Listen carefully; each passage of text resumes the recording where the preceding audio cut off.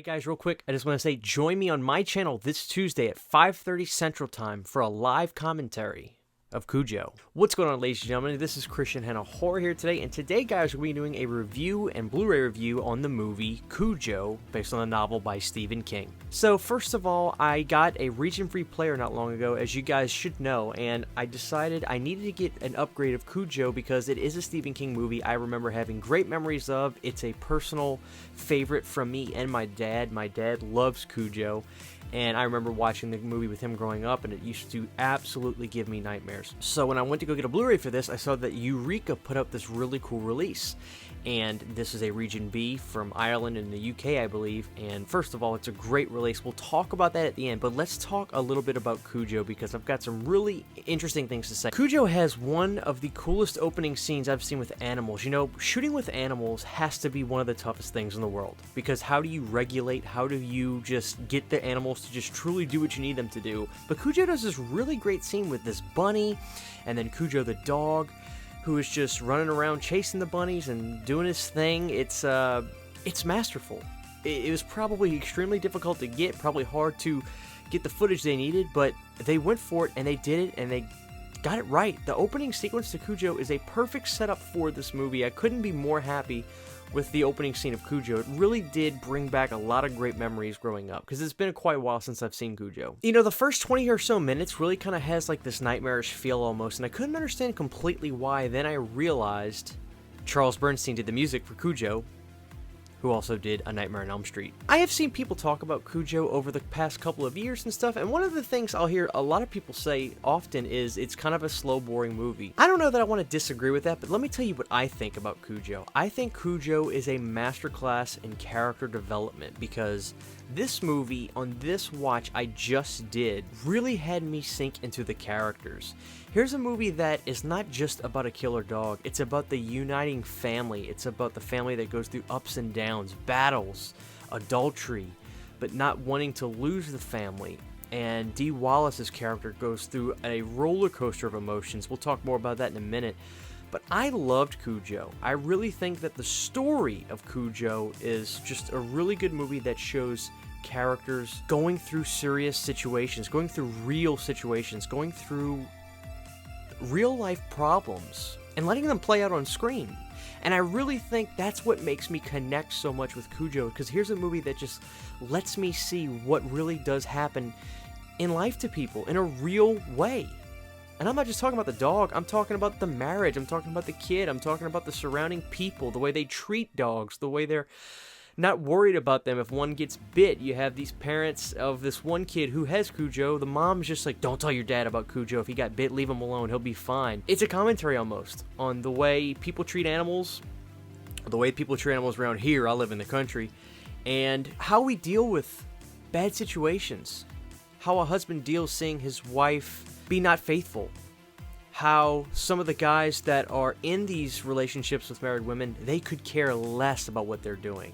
It's really going into some of this stuff, and I really appreciate that from this movie, and I assume from the Stephen King novel, which I have not read, but I have it on pretty good authority from my friend Lauren, that this movie follows the book pretty closely. What is interesting, though, now is watching this movie all these years later, is there are some moments where I was rooting for Cujo. So after he gets bit by the bat, of course, there's a scene right when the dad is getting ready to leave for some conference deal, and then Dee Wallace and their kid have to leave to go to a barn house for a while. And before this happens, Cujo breaks into the house to where one of these heavier set guys is in there, and he attacks him. But he picks up a gun. We do not want to see Cujo getting shot. So, in my perspective, I was behind Cujo in that scene where he ravaged that man. And he didn't seem like a nice guy anyway. But it was interesting how, through this movie, I went back and forth. Like, Cujo was like the Jason in the movie, and I wanted him to attack, but there are other moments where I needed Cujo to back off. I thought that was really interesting, but this scene in particular, where the bald-headed guy who kind of has the skullet, probably a little bit of a drunkard, you want Cujo to get him, because he pulled the gun. I think that was a moment in the film, I don't know about the book, but in the movie, it flipped a switch on me, because no one wants to see animals get shot. So when Cujo is facing that gun and he attacks, I was all for Cujo, and it was a great vicious scene. I can't emphasize enough how well I thought these scenes were done, when Cujo has to fight and attack and be gnarly and nasty. Boy, my emotions were running high when we got to the part of the movie where Dee Wallace and her son get to the house, but they are stuck in the car because Cujo is there circling them like a shark. And he is vicious, and he is dirty, and he is huge. We're talking Sandlot dog huge. They got a massive dog for this movie, and that's the only way it could work. I was not prepared for the psychological torment that the final sequences really took me through from this movie. Because Dee Wallace's performance in this is pretty unreal.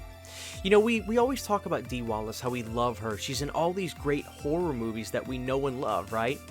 But what about her acting? I gotta say, this is probably the most well-acted performance I've ever seen Dee Wallace do. Not to say that she's not a good actor in all her other movies, but in this movie, she really has to take herself physically through the torment of being stuck in a car for 2 days, 2+ days. Her and her kid are stuck in this car, no food, no water.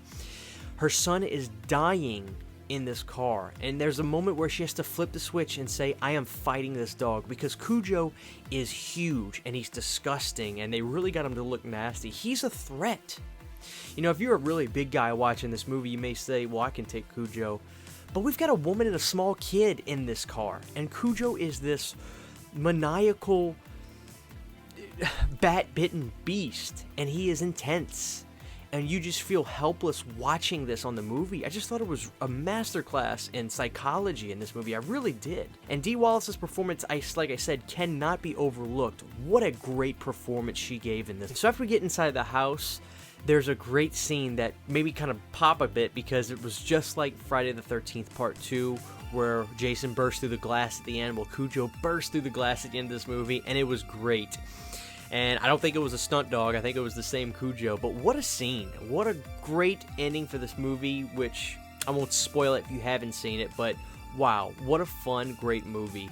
I really love Cujo. And, you know, a lot of people say, oh, this is a pretty good Stephen King movie. And I agree, because there are some really great Stephen King adaptations.